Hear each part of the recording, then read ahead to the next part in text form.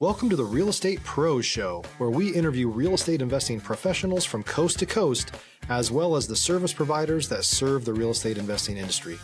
Our goal is simple: share what's working now to help you improve and scale your business to the next level and meet the pros that can help you get there.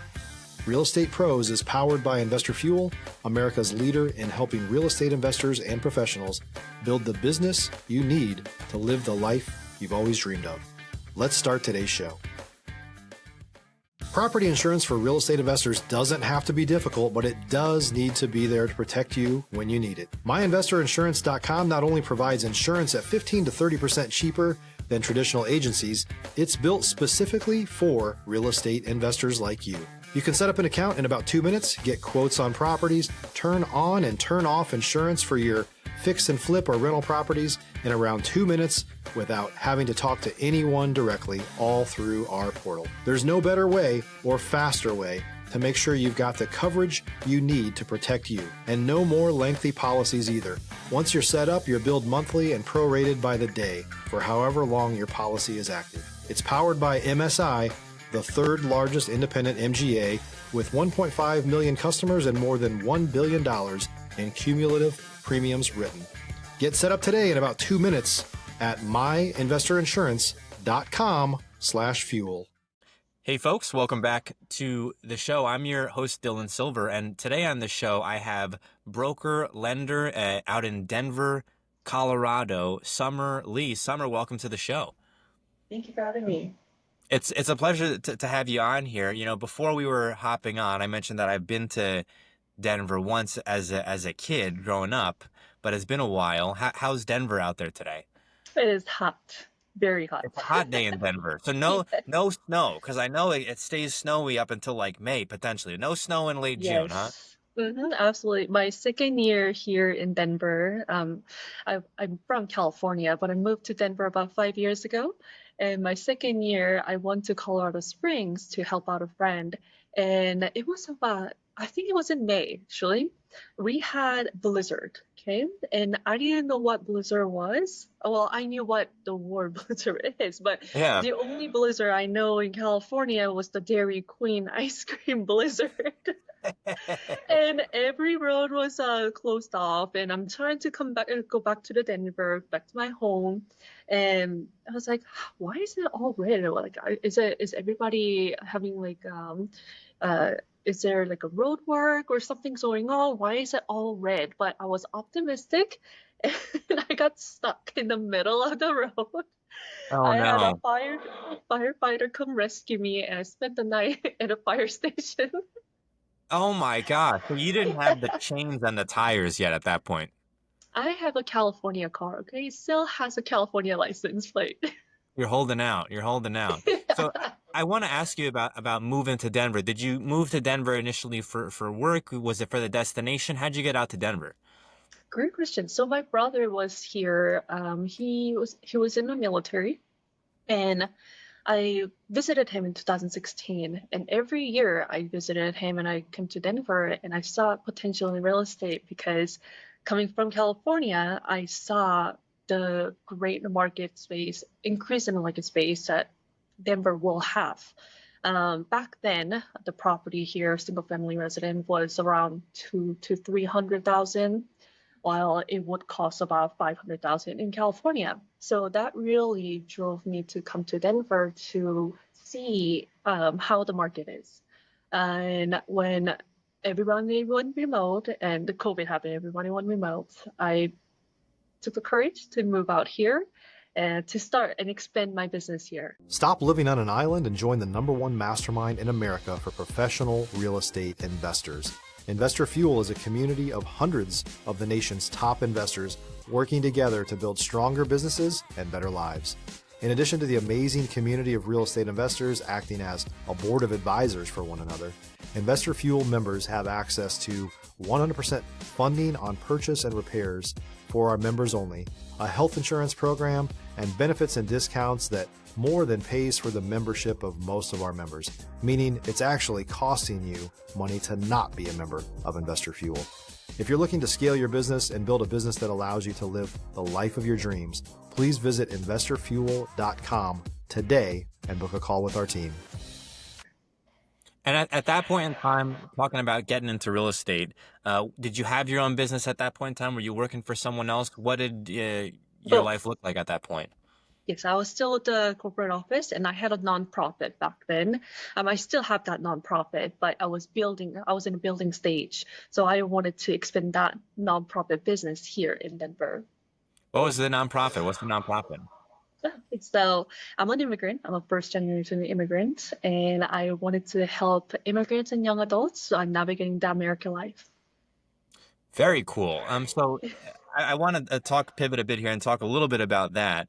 I think one of the unusual, I've traveled quite a bit. One of the unusual things about American landscape and culture is that I've noticed that community is a little bit harder to find here. And even, in talking with other Americans who, their family's been here for generations, we even struggle with making community. And then I'll go to other places and it's like they welcome you with open arms. And, there's actually like restrictions in our law that make it even difficult, like gathering laws and noise laws that make it difficult to just host people, which you don't even think about until you travel to places where it's like Right. they're dancing bachata until 2 in the morning, and you're like, oh wow, this is kind of different. It's a Tuesday, right?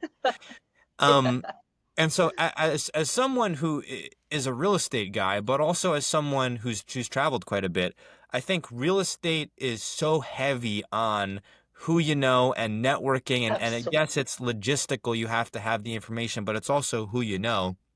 And Mhm. then just in establishing community, whether you're an American or not, it can be challenging. So I'm curious, Summer, to get your perspective on that in community in general, and then how it relates to, people who are coming here trying to establish a life for themselves.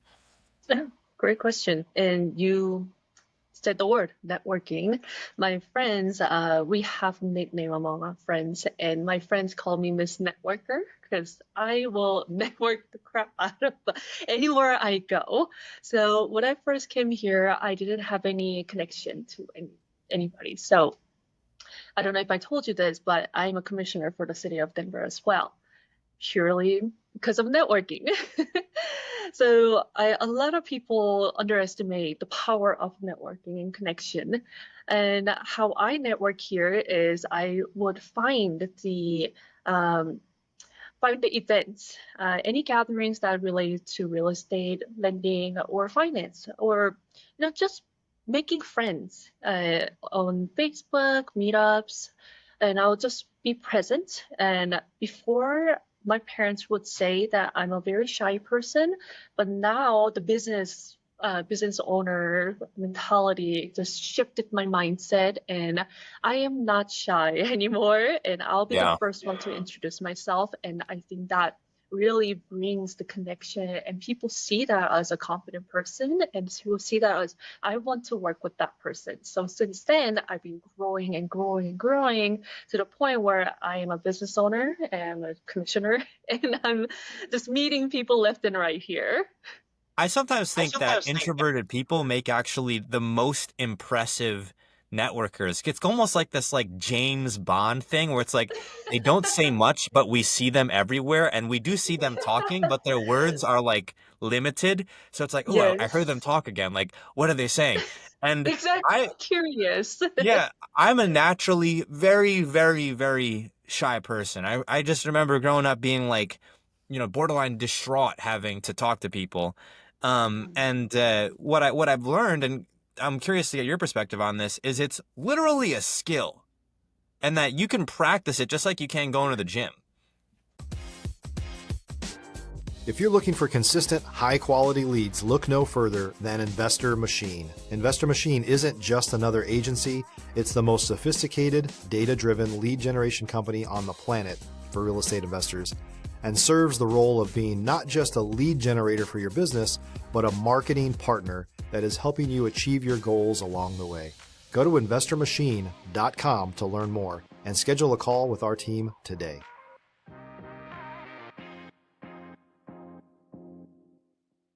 Right, absolutely. I mean, if you ask my mother how I was when I was a kid, She would say, my teachers back in Korea, my teachers will call me princess because I wouldn't talk. I was very quiet, and my parents are very well known among the community. So I was very well dressed. I was very proper. I had great manners. So I remember distinctly this one time. I have a vivid memory of this. My teacher asked me to stand up and go over my homework. I was so shy and I was so scared. I had this fear just consuming me. And I couldn't talk. I couldn't do anything. I froze right there. And she just called me out of nowhere. And she was like, you know what? Summer, go back to the classroom and just reflect with your actions. And I cried. I hysterically cried. Gosh, she roasted That was you. one of my What the heck? trauma. So ever since then, I just didn't. I had a selective mutism where I wouldn't talk for a long period of time. And when I went to Canada, I lived with different families, and we had heavy language barrier. So I just didn't talk at all. Oh my I gosh. choose not to talk. So it took me a while for me to gain confidence in my own language and English at top of that. So my friends, my high school friends to this day remind me like, hey, Summer, do you remember me? Do you remember that when we met in middle school where you couldn't even finish the sentence like, hi, I'm Summer, how are you? And I'm like, don't remind me. So what You're so age were quick you to remember. when you went to Canada? I'm sorry? What age were you when you went to Canada as a kid? Mm, I left Korea at age 8, so I would say 8 to 13. So 8 to 13 in Canada.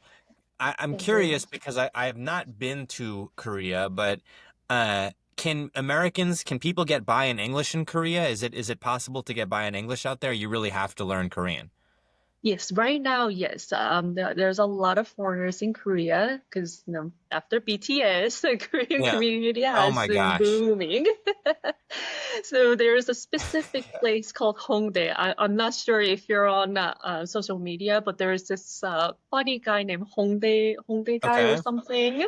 Yeah, so in that city, especially that city, there's a lot of foreigners there, and a lot of Koreans take English as their second language, so you can definitely go by just using the English. I'm actually grateful to BTS because we were talking about this before hopping on here. My grandmother is Japanese, and Mhm. BTS, I was like, why couldn't they have been around in the 90s? This would have made things totally great for me as a kid because it wasn't exactly easy. And I said, wow. I mean, if my grandmother is, imagine if my both of my parents would have been from Japan. This would have been even more difficult. But it was an interesting upbringing to say the least, but BTS has Mhm. totally changed the game, I feel like. And Right. there were groups before them, but I'm in Dallas, Texas. I was in San Antonio, Texas. You're in Denver. And my gosh, Summer, I said, I can't believe how much people are freaking out about BTS given all of the circumstances. I said, whatever algorithm marketing, this needs to be studied. Like they're the official Yes, ambassadors for like Korea. I said, this is incredible. More absolutely. Americans Yes. know BTS than about anything else in Korea. It's I mean, is there ever been anybody more famous for the Western world than BTS? I think Blackpink and Stray Kids are getting up there, Yeah. but I think BTS they far outtop them. I mean, it's at a point it's at a point where I've said this before. I was like, if we just took Texas and had to say, okay, you guys can either keep Samsung or BTS, which one are you going with? I was like, I think Texas BTS. might just say BTS. Yeah, I think it's game over. I would go for BTS. I was like, Samsung will have to go figure it out. But um They're gonna get bankrupt. yeah, well, something they'll figure it out. But I do want to pivot and ask you about I believe the name of the company is Nordly US. Am I pronouncing it right? Norlias. Nordlias. Okay, I mispronounced Yes. it. Nordlias. No, that's okay. It is a funky word. Nordlias. Mhm. Commercial lending space. I think there's a lot of investors, many who I talk with, who are in single family, maybe multifamily, and they want to get into commercial. And maybe they're looking at commercial residential, or maybe they're looking at, more an industrial or a storage facility, this type of deal. What are the type of deals that you lend on, and are your bread and butter deals when you're operating as a lender, broker, excuse Great me. question. So we predominantly do commercial residential and commercial industry. We do offer the business loans as well. However, we don't publicly advertise it because we want to solely focus on the fix and flip and DSCR and construction. So those are our bread and butter. Right now, fix and flip is a really big one Huge. because a lot of people are getting into that. And, I don't know if you heard of Chip and Jane. If you're a new or newer real estate investor looking to launch or grow your real estate investing business, please check out Investor Fuel Club. It's a coaching community, but unlike anything you've ever seen before. And you can actually partner with members of our mastermind from coast to coast on deals right in your market. There's no better opportunity to build a consistent business than to literally partner with pros to help you avoid costly mistakes, avoid the need for capital to do deals, and help you eliminate your fears as you're starting your business. Learn more about Investor Fuel Club at investorfuel.com/club. Chip and Joy or Chip and Jane or something like I'll have that. to look it They up. have Yeah. their own show. Yeah, they do fix and flip, and they are incredible. So that's what actually piqued my interest to become and be in the fix and flipper. So yeah, I would say Are fix are and flip in the are DSCR. you at all involved, or have you done any deals yourself, or are you looking at doing deals? As an aside to that, you mentioned DSCR. DSCR is so big right now. Are you seeing a lot of DSCR happening? Absolutely. Right now is I before I would say fix and flip would surpasses DSCR, but right now they're right next to each other. And DSCR, so correct me if I'm wrong here. It's debt service credit ratio, is that right? Coverage. Coverage ratio, debt service coverage. I was close. Debt Yeah, service close. coverage Yeah. ratio. I've seen a lot of people do 1 to 4 units, 1 to 4 doors. Do you do more than the four? We have an option to go 5 to 10, but predominantly it will be 1 to 4. So, what's interesting about DSCR for me, and I think a lot of other people who are involved in this space, is real estate investors don't want to have, this giant tax bill at the end of the year. So, what are they doing? They're, creating losses, they're taking deductions and so on and so forth. But what this ends up doing is then you show limited income, which makes it harder and harder Harder. to get these deals done. Are Yeah. you seeing that because of that, and because you mentioned DSCR is kind of capped at 10 doors, right? I've seen, 10, I've seen 16. I think a lot of people are capping it at 4, Uh-huh. that we may see a trend to where there's going to be more and more DSCR, and then also uh, potentially more people sticking in that number of units, 4 to, let's call it, 1 to 10 type of thing, as opposed to looking at larger builds. Or are you seeing a different trend? Um, Not necessarily. I would say more document heavy, but no, not really much change in Okay. my perspective. Sure, sure, sure.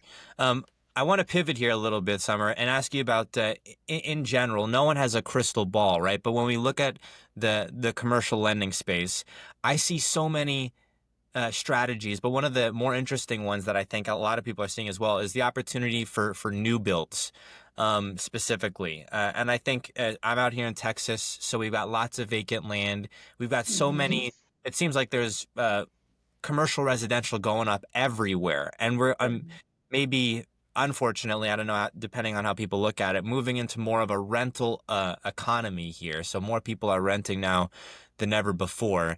Do you see this continuing for a while? And are you seeing a lot of people in your business putting up new builds in commercial residential? Oh, that's a really good question. I will say my most of my clients are more into residential, so I don't see this residential industry going. Let me rephrase. I see this residential industry.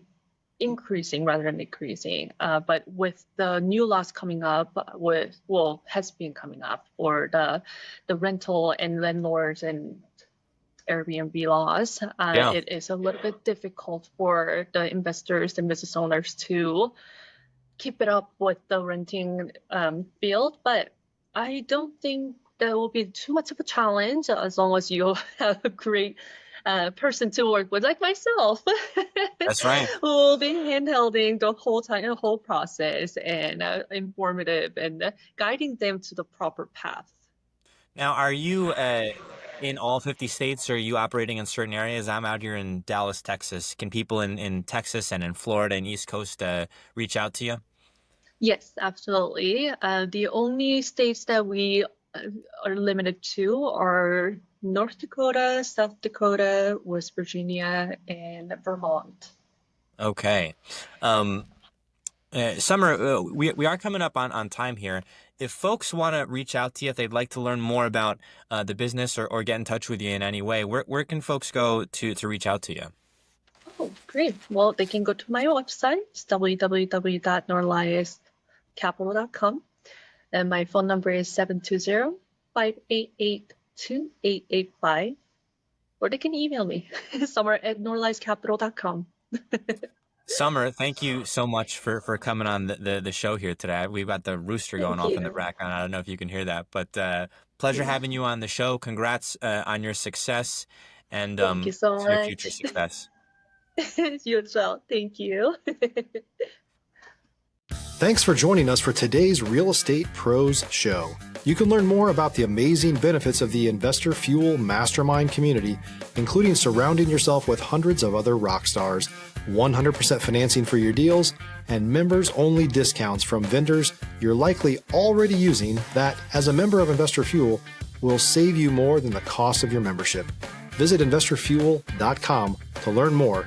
If you're interested in joining us as a guest of this show, please visit investorfuel.com/pros to apply. You can also check the show notes for access to free resources, how to get access to world-class lead generation, and much more. Don't forget to subscribe so you never miss another episode. Have a great day. We'll see you on the next show.